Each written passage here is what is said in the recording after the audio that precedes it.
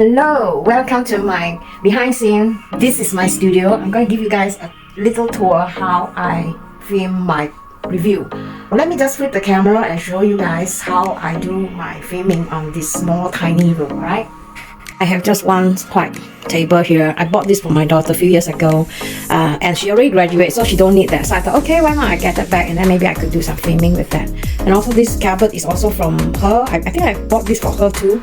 So she is moving to a different place. She don't have space, so I thought, why not use it? So for Amazon, they are very particular about the background. They don't want the background to be cluttered. So usually I just stand in front here, and I have this white curtain which I can pull.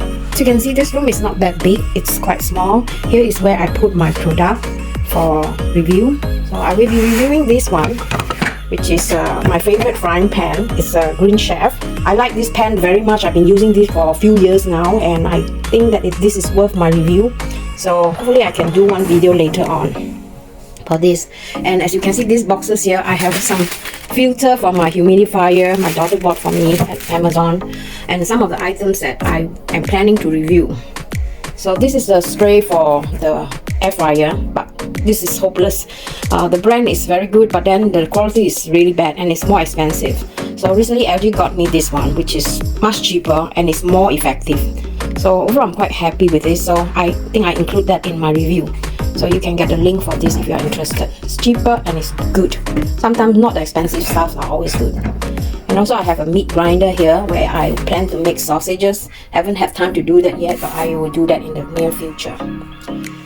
So over here I have on my plug, I have my microphone, and then I have this multi-plug where I could charge my phone and I could charge my mic. And I have a remote control here which I use when I film. So overall this is how it looks. Very simple, very background. Of course I try to draw front, forward. As you can see, the space is quite restrained. I don't have so much of a space.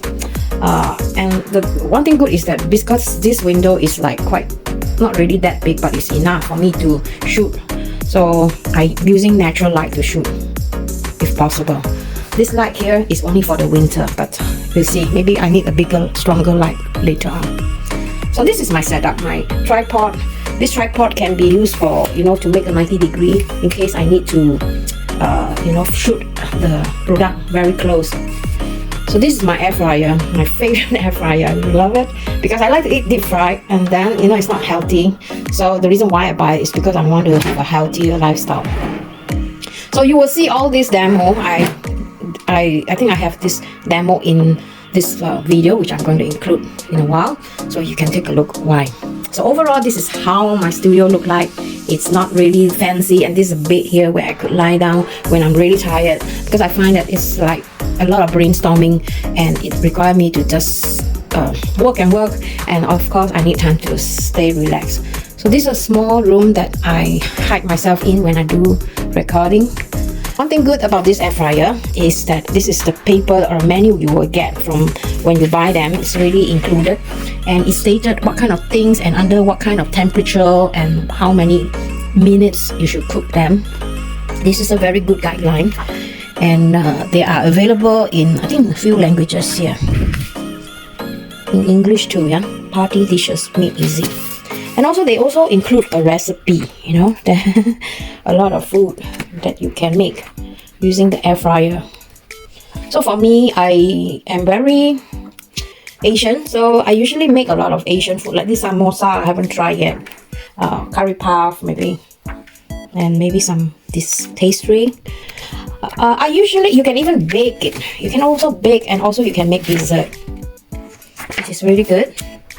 And spring roll, look, and the Swedish potato and tofu. I fry a lot of tofu with this machine because I find it's really convenient. The one thing about frying tofu is that you have to fry it properly so it will not get stuck. And you can also make fried noodles. I've never tried that, so I don't know. But French fries is something that we make a lot. See, this is some ideas. Even sushi, you can deep fry them. And the meatballs with the breadcrumbs, that I think will be quite good. Fish fillet or fish and chips, and then you have fried chicken. One thing I noticed about this product is that when you fry the chicken, the skin is very thin. I think this one they didn't fry it long enough. If you fry them long enough, you will see that the skin is really thin, and that is really good because then it means that it removes the fat from the skin. When frying, also I advise you to have the skin on, because if you remove the skin, the chicken is going to be very dry. Hamburgers and some steaks. Try whole chicken. For whole chicken, I wouldn't advise the whole thing, because you need to give them some air to breathe. So if you put the whole chicken, if the chicken is too big, it could be a problem. Let me show you why. Because this, if you look, the height is not so high. So inside there is like a ceiling, you know, the fan. So you really cannot have a whole chicken. So what I do is that I usually like to cut the chicken into half. Then I turn the chicken side, the skin side facing upward. And then I bake them, you know, about 40 minutes for both chicken, 20, and then I test it to see if it is done. You want to make sure that it is really cooked. So for about 40 minutes, I can guarantee you it's done on one side. So if the chicken is, so if you want to make this a whole chicken, don't buy a big chicken. But if you have a small chicken, it should work. So if you're excited about this review, I'm going to play it now. And I am going to include the video link for Amazon so that you could purchase the items there. And if you see any items that are similar, you know, it could be Amazon, they add it on so that you could have an alternative. And remember, I earn a commission from the link that I share, so you know. Of course, it will be good if you buy, but if you don't, it's still okay. In this video, I'm going to review Philips Premium XXL Air Fryer because I love deep fried food. And of course, you guys know it's not that healthy. So I decided to give this a shot. I have been using this like for a year now. Really satisfied. In my family, usually we are just 2 person, me and my boyfriend. But I still find that I need a bigger one because when I cook, I like to cook a lot. I use this 2-3 times a week. Some people complain about the smoke, but I never experience any smoke. The only thing that I experience is when you are using it, you can smell the food and also the cooking process. Usually when I cook using this air fryer, I will put them under my stove with a fan on so that, you know, the whole house will not smell of food. I don't like to fry fish because I find that frying fish on a frying pan quite smelly because you know, you can feel the whole house smelling of fish. But when I fry fish in this, I don't really feel that smell. With this machine, I can also cook a whole chicken. But if my chicken is very big, I would usually cut them into 2 pieces. So when I cook chicken, I felt like the skin are very crispy, and this is how it looks like from the inside. I like to spray the net with oil before I use it because if you don't do that, the chances is the food is going to get stuck onto the net. And it's really easy to clean. What you do is just you pop up like this, and then you just put them in the dishwasher. Food will be on top, and then the oil will drip down into this plate, and then you collect the oil from here. Another thing that I like about this is that you don't see the cable. It's been hidden inside this hole. Before I put in the food, I will just open and I will just spray first on one layer to prevent the food from sticking onto the net. Spray the oil, put the food, and then you close it.